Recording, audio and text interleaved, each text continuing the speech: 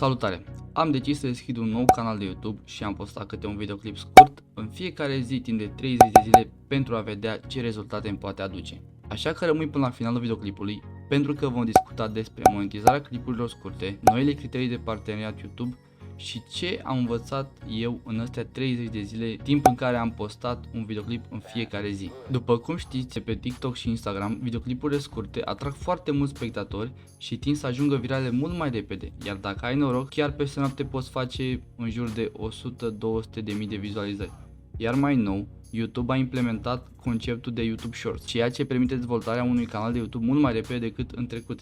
Dacă în trecut îți lua un an să faci 1000-2000 de abonați, mai nou, cu ajutorul YouTube Shorts, poți face 1000 de abonați chiar într-o săptămână. Așa că am decis să încerc și eu acest challenge și am postat un YouTube Short timp de 30 de zile, iar acestea au fost rezultatele. După cum puteți vedea, am avut 18.400 de vizualizări în ultimele 28 de zile, dintre care afișate în feed au fost 39.700. După cum puteți vedea, aici a fost începutul, unde am pus primele videoclipuri, iar de aici au început să apară rezultatele. După cum puteți vedea, pe 7 februarie am avut 6.329 de vizualizări, doar din Shorts am avut 19.200 vizualizări. Primul a fost postat pe 26 ianuarie, după cum puteți vedea 0 vizualizări, dar pe 27 am făcut 820, iar după aia constant câte un video în fiecare zi. Câteva zile nu am mai avut nicio vizionare, dar surprinzător pe 7 februarie a fost vârful meu, 6.329, iar după acest video viral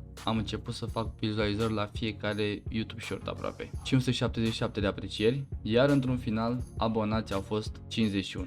După cum v-am spus, un video în fiecare zi. Unele au reușit să ajungă virale, iar altele mai puțin virale. Ideea este să postați constant în fiecare zi. Indiferent că faceți vizualizări sau nu, la un moment dat un video o să ajungă viral și o să vă aducă foarte mulți abonați. De exemplu, acesta cu 10.000 de vizualizări mi-a adus în jur de 17 abonați. Iar cel postat azi dimineață mi-a adus în jur de 7 abonați. După cum puteți vedea, l-am postat la ora 9, iar acesta a devenit viral abia după 4 ore și jumătate, uitați. Iar acum stagnează, dar încă face vizualizări. Iar ca și un mic sfat, trebuie să aveți punctaj mediu de vizionare cât mai mare. Ce înseamnă asta? Adică publicul să vizioneze cât mai mult videoclipul. După cum vedeți la videoclipul acesta avem 111%. Uitați, 167 la început și scade, dar nu mult sub 100%. Durata medie de vizionare a fost de 12 secunde, iar video este de 11, iar ca ore vizionate au fost 36,7, ceea ce este foarte bine pentru un YouTube Shorts. Cu cât procentajul mediu de vizionare este mai mare, cu atât șansa ca videoul să devină viral este mai mare. După ultimele modificări aduse în ianuarie 2023 la programul de parteneriat cu YouTube, orele de la videoclipurile scurte nu mai fac parte din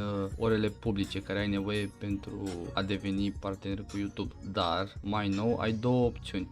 Una este să ai 1000 de abonați și 4000 de ore în ultimul an din videoclipurile tale postate, sau 1000 de abonați și 10 milioane de vizualizări din videoclipuri scurte, dar asta în ultimele 3 luni, ultimele 90 de zile. În concluzie, eu vă sfătuiesc să postați cel puțin un videoclip în fiecare zi, pentru că nu veți ști niciodată când unul ajunge viral și vă poate aduce chiar sute de abonați. Vă mulțumesc pentru vizionare, aștept întrebările în secțiunea de comentarii și vreau să știu care a fost experiența voastră cu YouTube Shorts.